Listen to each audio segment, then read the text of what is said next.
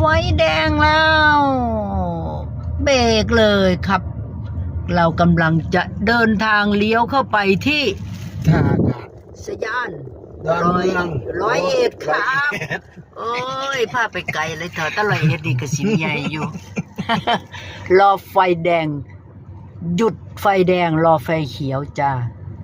ไฟเขียวแล้วจ้าเลี้ยวเข้าไปเลยเรากำลังเดินทาง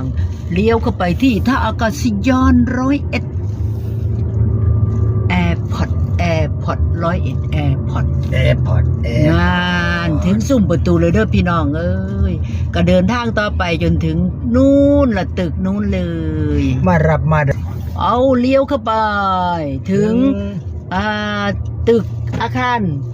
ที่พักผู้โดยสารเบิ่งเด้อพี่น้องเยอะแยะโอ้ยสเป็นหลายเนาะวิวทิวทัศน์กำลังงามพุ่นโอ้ยแสงแดดกำลังสิตก ทางผี 5 โมงกว่านี่ยังสวยงามเลยจ้าหาหม่องจอดรถกันได้จ้ะเด้อ